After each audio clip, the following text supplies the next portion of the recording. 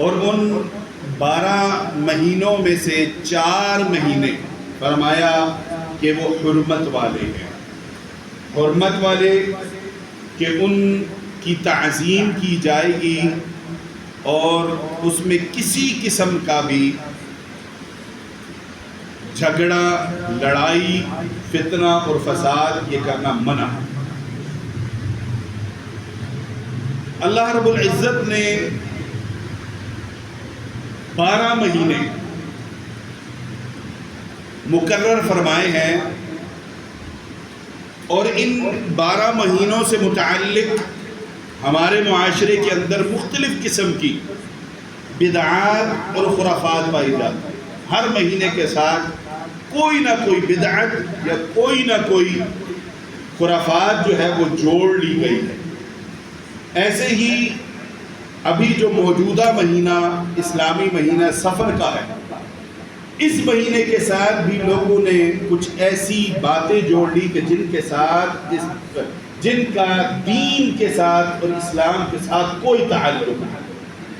سب سے پہلی بات، یہ مہینہ سفر کا مہینہ، اس مہینے کو سفر کیوں کہا جاتا ہے؟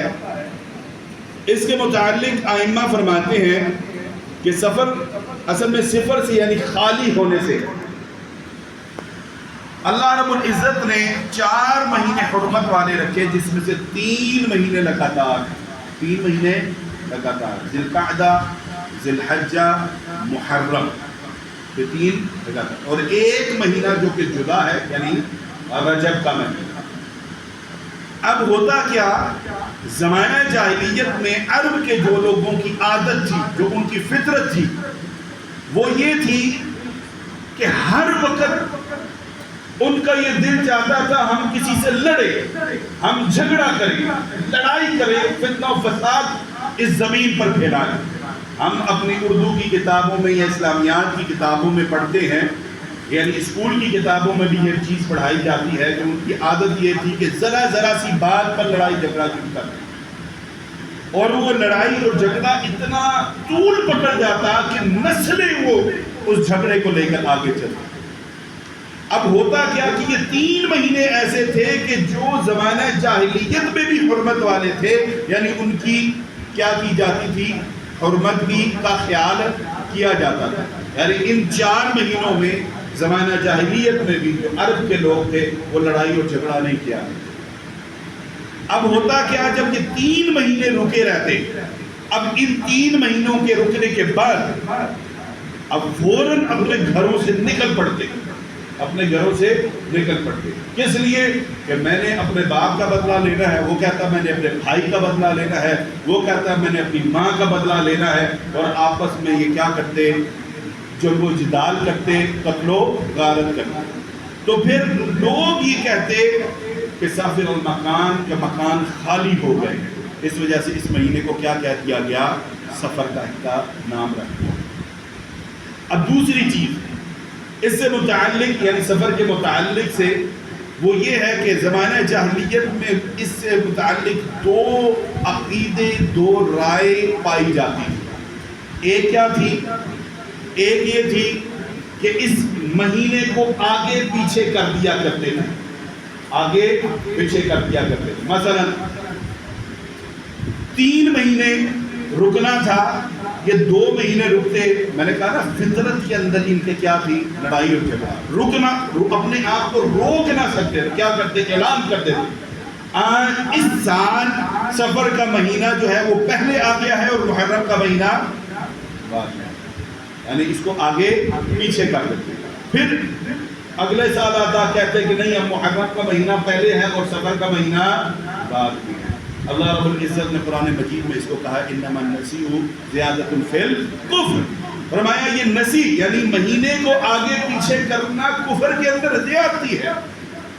اور دوسرا عقیدہ جو ان لوگوں کے اندر پایا جاتا تھا وہ کیا تھا کہ اس مہینے کو منحوس سمجھتے تھے، نحوست والا سمجھتے تھے، اور اس کا رد اللہ کے نبی صلی اللہ علیہ وسلم نے خود فرمایا لا عدوى ولا طیر ولا ہام ولا سفر، فرمایا ولا عدوى، 4 چیزوں کا رد فرمایا، 4 چیزوں کا فرمایا ولا عدوى۔ عدوى کہتے ہیں کوئی چیز کسی چیز کی طرف منتقل ہو جائے خود بخود، کوئی بھی چیز کسی چیز کی طرف کیا ہو جائے، منتقل ہو جائے.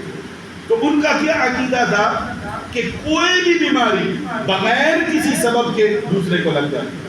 مثال کے طور پر کسی کے پیٹ میں درد تھا، وہ کہتے ہیں یہ اس کے ساتھ بیٹھ کر باتیں کر رہا تھا، اس کے پیٹ میں بھی درد ہو، بغیر کسی سبب. یعنی ایک کی بیماری دوسرے کو چلے منتقل ہو جائے. یہ فلانے کے سر میں درد تھا، دوسرے کے کیوں ہوا؟ کیونکہ اس کے سر میں درد سے وہ فلانے کے ساتھ بیٹھ گیا. صحابی رسول اللہ کے نبی کریم صلی اللہ علیہ وسلم کی خدمت میں حاضر ہوتے ہیں اور عرض کرتے ہیں اللہ کے نبی صلی اللہ علیہ وسلم، ہمارے اونٹوں کے درمیان میں ایک اونٹ ایسا ہوتا ہے جو خارش کی بیماری ہوتی ہے. ہوتا کیا ہے کہ اس کی وجہ سے دوسرے کو بھی بیماری لگ جاتی ہے. اللہ کے نبی صلی اللہ علیہ وسلم نے ان کے اس عقیدے کا یا اس نظریے کا بڑے ہی پیارے انداز میں، بڑے ہی بہترین انداز میں جو ہے وہ اصلاح فرمائی اور عقیدے کا رد کیا اور صحابہ کرام کی اصلاح فرمائی. کیا فرمایا؟ فرمایا کہ پہلے کو کس نے بیماری لگائی؟ یعنی اگر کسی سے دوسرے کو لگتی ہے تو پھر پہلے کو کس سے لگی تھی؟ کیا مطلب کہ ایسا نہیں ہوتا کہ ایک کی بیماری دوسرے کو لگ جائے. جب سے پہلے کو لگی ممکن ہے دوسرے کو بھی اسی لیے لگ گئی، یہ نہیں کہ اس کی وجہ سے اس کو لگی ہے. فرمایا لا عدوا، کسی کی بھی بیماری دوسرے کو بغیر کسی سبب کے نہیں لگتی. فرمایا ولا قیام، فرمایا بدشگونی کا دین کے ساتھ کوئی تعلق، بدشگونی کی کوئی حیثیت نہیں ہے. بدشگونی کسی چیز کو دیکھ کر، کسی عمل کو دیکھ کر، کسی چیز کو دیکھ کر یا کسی لفظ کہنا کہ یہ میرے لیے کیا ہے، نقصان دہ ہے. مثال کے طور پر ہم گزر رہے تھے، اب ایک رستے سے جا رہے ہیں اور ہمارے رستے سے ایک بلی نے رستہ کاٹ دیا، کالی بلی نے رستہ کاٹ دیا. کیا اگر اب میں اس رستے سے گزرا تو مجھے نقصان ہو جائے گا، مجھے کیا ہو جائے گا، نقصان ہو. یعنی بدشگونی لینا، برا سمجھنا اس چیز کو. اچھا ایک اور چیز جو ہمارے اندر بہت زیادہ اور عام پائی جاتی ہے اور اللہ ہم سب کو اس سے محفوظ رکھے، وہ کیا ہے؟ کئی ایسے بھائی ہوں گے جو کسی کاروبار کے ساتھ منسلک ہوں گے، دکان ہوگی، خاص طور پر دکان، کوئی ایک بھائی تو ہوں گے جن کی دکان ہوگی. اب ہوتا کیا ہے، صبح دکان کا شٹر اٹھایا، کوئی آئے اور انہوں نے جو ضرورت مند تھے اور انہوں نے کہا کہ مجھے فلانی چیز چاہیے لیکن میرے پاس پیسے نہیں، ادھار دیں. اب وہ کہتے ہیں اوہ پہلا گاہک میرے پاس کیا آ گیا، ادھار والا، اب تو میرا سارا دن جو ہے وہ خراب گزرے گا. یہ کیا ہے؟ بدشگونی. حالانکہ اسلام، اللہ کے نبی صلی اللہ علیہ وسلم نے اس نظریے کا بھی رد فرمایا. کس انداز میں؟ اللہ کے نبی صلی اللہ علیہ وسلم نے فرمایا کہ جو شخص بھی کسی مسلمان بھائی کی مدد میں رہتا ہے، کائنات کا رب اس کی مدد ہے. حالانکہ اس کو خوش ہونا چاہیے کہ اللہ رب العزت نے ایک ضرورت مند کو میرے پاس بھیجا ہے، آج صبح میں اس کی مدد کروں گا، پورا دن کائنات کا رب میری مدد کرے گا.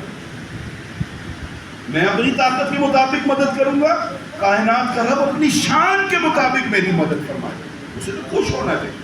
ہاں لیکن میں یہ بھی نہیں کہتا کہ ایک عادی مجرم ہو جو لیتا ہے اور چلا جاتا ہے، اس کی بات نہیں کر، جس کا کے متعلق پتہ ہے کہ یہ ادھار نہیں کرتا، یا اگر کرے تو وہ پیسے دے دیتا ہے، تو بڑی خوشی کے ساتھ اور اس توکل اور اس بھروسے کے ساتھ اس کی مدد کرے کہ میں ابھی اس کی مدد کروں گا، کائنات کا رب میری مدد کروں گا انشاءاللہ. کیا کہ ان کے اندر کیا چیز پائی جاتی ہے؟ ایک مہینے کو آگے پیچھے کر دینا، اور دوسرا کیا ہے کہ اس کو منحوس سمجھ دو. اور یہ یاد رکھیے یہ تمام کی تمام چیزیں جو ہیں اس کا دین کے ساتھ کوئی تعلق نہیں، اسلام کے ساتھ کوئی تعلق نہیں. اللہ کے نبی صلی اللہ علیہ وسلم اس کا رد فرمایا. کس اللہ نے فرمایا؟ ولا سفر. ایک اور چیز، 3 چیزیں بیان کی تھی، 2 چیزیں. ولا سفر کیا فرمایا؟ کہ سفر کو منحوس سمجھنا اس کی بھی کوئی حیثیت نہیں. آج بھی سفر کے مہینے کو منحوس سمجھا جاتا ہے. کس انداز میں؟ کہتے ہیں پورے سال میں اتنی بلائیں نہیں اترتی، اتنی مصیبتیں نہیں اترتی جتنی صرف اس ایک سفر کے مہینے میں اترتی ہیں. صرف ایک. اب کرنا کیا ہے؟ چنے، کالے چنے، بھنے ہوئے چنے، وہ اللہ کی راہ میں دو اور منتیں مانو تاکہ یہ بلائیں ہمارے اوپر سے کیا. اچھی بات ہے کہ آپ اللہ کی راہ میں دیں، اللہ کی راہ میں خرچ کریں، لیکن کسی ایسی چیز کے ساتھ جوڑ کر کریں جس کا دین کے ساتھ کوئی تعلق نہیں. اس وقت اللہ کے نام کا بھی نہ رک جائے تاکہ اس غلط نظریے کے ساتھ اس کو نہ جوڑا جائے. پورا سال پڑا ہوا آپ اللہ کا نام پر دینے کے، پورا سال کسی بھی وقت آپ کو کوئی روک ٹوک نہیں، آپ دن رات اللہ کی راہ میں دیتے رہے. لیکن ایسے وقت میں، ایسے دن میں یا ایسے لمحے میں جو کسی نے خاص کیا ہوا ہو اپنی بدعت کے ساتھ، جس کا دین کے ساتھ تعلق نہیں، اس وقت علماء اور محدثین فرماتے ہیں، جیسے شیخ ابن عثیمین فرماتے ہیں اگر ایک شخص عبادت کرتا ہے، رات کو تہجد پڑھتا ہے، اس کی عام عادت ہے تہجد پڑھنے کی، لیکن وہ ایک ایسی رات میں اپنے آپ کو روک لیتا ہے کہ جو رات بدعتیوں نے خاص کی ہوئی ہے، وہ اس کے فضائل بیان کیے ہوئے ہیں، جس میں نہ اللہ کے نبی صلی اللہ علیہ وسلم سے وہ فضیلت ثابت، نہ اللہ رب العزت کے قرآن مجید سے وہ فضیلت ثابت. اور یہ کہا جاتا ہے اس رات اٹھیں گے تو آپ کو اتنے نوافل کا ثواب ملے گا. فرمایا اس رات مسلسل تہجد پڑھنے والا بھی رات کو سوئے، آرام کرے، تاکہ لوگوں کو دعوت پہنچ سکے کہ یہ تو ہر روز تہجد پڑھنے والا ہے، آج اس کو کیا ہوا کہ یہ تہجد نہیں پڑھ رہا. لوگوں کے دلوں کے اندر کھٹکا پیدا ہو تاکہ وہ ان کو اس بدعت سے جو دین کے اندر اضافہ کر دیا گیا ہے لوگ ہلیں اور اس کو سمجھیں. ایسے ہی آپ صدقہ و خیرات کر سکتے ہیں جب مرضی کریں، لیکن خاص دن، خاص لمحہ کہ جس کا اسلام کے ساتھ تعلق نہیں جوڑ لیا گیا، اور میں رک جائیں. اب رکیں گے تو اگلا سامنے والا وہ اس بات کو ذرا سوچے گا، اس کے ذہن میں ایک بات آئے گی کہ یہ جو ہر وقت اللہ کی راہ میں دینے سے پیچھے نہیں ہٹتا، آج یہ کیوں رک گیا؟ سمجھیں یہ بھی ایک دعوت کا بہترین طریقہ ہے. ایک آپ کو ثواب ملے گا، اجر ڈبل اجر ملے گا کہ آپ ان کے ساتھ مشابہت سے اپنے آپ کو بچاؤ. دوسرا، آپ دعوت دوسرے تک. بہرحال بات کر رہے تھے سفر کا مہینہ جو ہے وہ منحوس. یہ یاد رکھیے اللہ کے نبی صلی اللہ علیہ وسلم نے فرمایا ولا سفر کا مہینہ منحوس نہیں ہوتا جیسے زمانہ جاہلیت میں لوگوں کا عقیدہ. اور دوسری بات یہ ہے کوئی بھی چیز جو ہماری قسمت میں ہے، یہ یاد رکھیے، جو بھی ہماری قسمت میں کوئی نقصان، کیونکہ اس کا تعلق کس چیز کے ساتھ ہے؟ نقصان، تکلیف کے ساتھ، بلاؤں کے ساتھ جوڑا جاتا ہے، مصیبتوں کے ساتھ جوڑا جاتا ہے. اللہ کے نبی صلی اللہ رب العزت نے قرآن مجید میں ارشاد فرمایا وَمَا أَصَابَكُم مِّن مُّصِيبَةٍ فَبِمَا كَسَبَتْ. اور یہ یاد رکھیے بہترین چیز، جب ہم جیسے کہتے ہیں نا کہ اپنے گریبان میں چھاپ، فرمایا کہ تمہیں جو کوئی بھی مصیبت پہنچتی ہے وہ تمہارے اپنے ہاتھوں کی کمائی ہے. جیسے اللہ رب العزت نے دوسرے مقام پر فرمایا من عمل صالحا فلنفسه، جس نے نیک عمل کیا وہ اس کے لیے، اس کو فائدہ دے. ومن اساء فعليها، اور جس نے برا عمل کیا اس کا وبال وہ اس تک پہنچ کر رہے. اگر ہم یہ سوچیں کہ مجھ پر یہ مصیبت کیوں آئی ہے، پہلے تو نہیں آئی تھی، مجھ پر یہ مصیبت آنے کی وجہ کیا بنی، اور اپنے گناہوں کی طرف، اپنے اعمال کی طرف دیکھے، ہر ایک میں اپنے عمل کی طرف مجھ پر. اور یہ یاد رکھیے اللہ کے نبی صلی اللہ علیہ وسلم نے فرمایا مومن کا معاملہ ہر حالت میں خیر والا ہوتا ہے، ہر حالت میں خیر والا ہوتا ہے. فرمایا اسے جب کوئی مصیبت آتی ہے، مشکل آتی ہے، تو وہ کیا کرتا ہے؟ صبر کرتا ہے. اجر کا مستحق، صبر کیا اللہ رب العزت اس کو اجر عطا فرما دیتے ہیں. تو یہ یاد رکھیں مصیبت آئی، پریشانی آئی، اپنے آپ کو دیکھے. کیا دیکھے؟ کہ میرے جو گناہ ہیں، کیا میں نے کوئی ایسا گناہ تو نہیں کیا کہ جس کا وبال آج مجھ پر. اگر ہم اس طرح دیں، آج ہم کیا دیکھتے ہیں کہ فلانے کی وجہ سے مجھے یہ نقصان ہے، فلانے نے ایسا کیا تو مجھے نقصان ہے. آج ہم دوسرے کو دیکھتے ہیں، اگر ہم اپنے آپ کو دیکھنا شروع کر دیں، اپنے گناہوں کو، اپنے اعمال کو دیکھنا شروع کر دیں، تو انشاءاللہ تعالی معاشرہ جو ہے وہ بہترین ہوتا چلا جائے۔ اصل میں ہم نے اپنے گناہوں، اپنی مصیبتوں کو دوسرے کے اوپر ڈال دیا، ہوا کیا کہ میں نے دوسرے کے اوپر ڈالا، دوسرے نے مجھ پر ڈالا، نہ میں نے اپنے آپ کو درست کیا، نہ فلانے نے اپنے آپ کو درست کیا، اور اسی طرح چلتے چلتے اور اس عقیدے اور اس نظریے سے بچنے کا بہترین طریقہ اللہ کے نبی صلی اللہ علیہ وسلم نے اس انداز میں فرمایا کہ وہ پوری کی پوری امت جنوں انس کی اکٹھی ہو جائے اور وہ تمہیں کوئی نقصان ذرہ برابر بھی پہنچانے کی کوشش کر نہیں پہنچا سکتی، اور اگر پوری امت جنوں انس کی اکٹھی ہو جائے اور وہ تمہیں کوئی فائدہ پہنچانا چاہے نہیں پہنچا سکتی، صرف اتنا کہ جتنا تمہاری قسمت میں کائنات کے رب نے لکھ دیا، بس اس سے زیادہ کوئی کسی کو نقصان نہیں پہنچا سکتا۔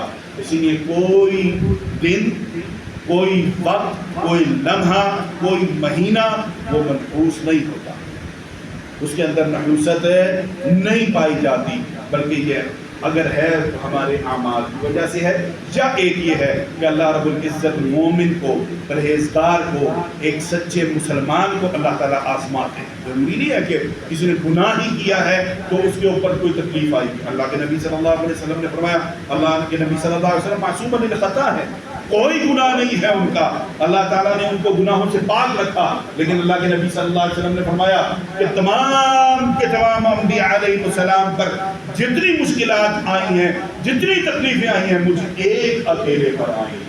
یہ آزمائش ہے نیکوں پر، نیک لوگوں پر، اور نیک لوگ جب اس میں کامیاب ہوتے ہیں تو اللہ رب العزت ان کے درجات کو کیا کرتے ہیں؟ بلند فرماتے ہیں۔ دو چیزیں مومن کے لیے، یا تو اس کے گناہوں کی وجہ سے اس کے اوپر مصیبت آئے گی تو بھی اس کے لیے بہتر ہے وہ اپنے آپ کو درست کرے گا، اور اگر اس کے اوپر آزمائش ہے، صبر کرتا ہے، کامیاب ہو جاتا ہے، پھر بھی اجر کا مسئلہ، بہترین انسان، بہترین۔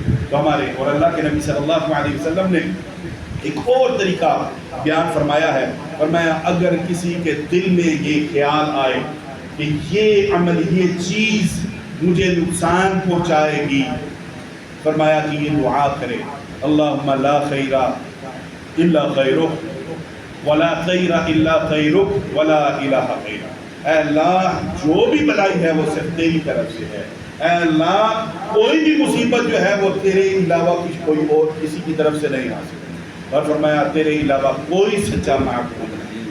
تو فرمایا یہ دعا پڑھے تو وہ جو دل میں خیال آیا ہے نا، اللہ تعالیٰ اس خیال کو کیا کر دیتے ہیں؟ دور فرما دیتے ہیں۔ اللہم لا خیر الا خیر ولا خیر الا خیر ولا الہ غیر۔ اللہ رب العزت سے دعا ہے کہ اللہ تعالیٰ ہم سب کو صحیح عقائد، صحیح نظریات جو ہے وہ اپنانے کی توفیق عطا فرمائے، اور اللہ رب العزت ہر قسم کی برائی سے، بدی سے، شیطان کے شر سے اللہ رب العزت ہم سب کو محفوظ رکھے۔ اللہ تعالیٰ ہم سب کو وہی عقیدہ جو ہے وہ اپنانے کی توفیق عطا فرمائے تو اللہ تعالیٰ نے قرآن مجید میں بیان فرمایا ہے، جو رسول اللہ صلی اللہ علیہ وسلم نے بیان فرمایا، اور جس عقیدے کو صحابہ کرام رضی اللہ تعالی عنہم اجمعین نے اپنایا، اگر ہم اس عقیدے کو اور اس طریقے پر عقیدے کو اپنائیں گے انشاءاللہ تعالیٰ پھر ہمارے لیے دنیا میں بھی کامیابی ہوگی اور آخرت میں بھی انشاءاللہ تعالیٰ کامیابی ہوگی۔ اللہ تعالیٰ سے دعا اللہ تعالیٰ ہم سب کے لیے آسانی فرمائے، اللہ رب العزت ہم سب کے لیے دنیا اور آخرت میں کامیابی عطا فرمائے، اللہ رب العزت ہم سب کے لیے جو کوئی بھی پریشان حال ہے اللہ تعالیٰ ان کی پریشانیوں کو دور فرمائے، اللہ تعالیٰ جو کوئی کاروبار کی طرف سے، گھر بار کی طرف سے پریشان ہے اللہ تعالیٰ ان کے اس پریشانی کو دور فرمائے، اللہ تعالیٰ ہم جب تک زندہ رہیں ایمان کی حالت میں رہیں، ہمیں موت آئے تو ایمان کی حالت میں موت آئے، اور کل قیامت والے دن اللہ تعالیٰ سے یہی دعا ہے اللہ ہم سب کو نبی کریم صلی اللہ علیہ وسلم کے ہاتھ جامع کوثر نصیب فرمانا، اے اللہ ہم سب کو نبی صلی اللہ علیہ وسلم کی شفاعت نصیب فرمانا، اور نعمتوں میں آخرت کی نعمتوں میں جو سب سے بڑی نعمت ہے اللہ تعالیٰ سے اسی نعمت کا دعا کرنا چاہیے کہ اے اللہ ہمیں اپنا دیدار نصیب فرما، اللہ کا دیدار جس کو نصیب ہو گیا تو سمجھیے وہ کامیاب ہو گیا۔ اللہ تعالیٰ سے دعا اللہ تعالیٰ ہم سب کو جیسے آج اکٹھے ہیں اللہ تعالیٰ ہم سب کو اسی طرح جنت میں اکٹھا فرمائے۔ واہ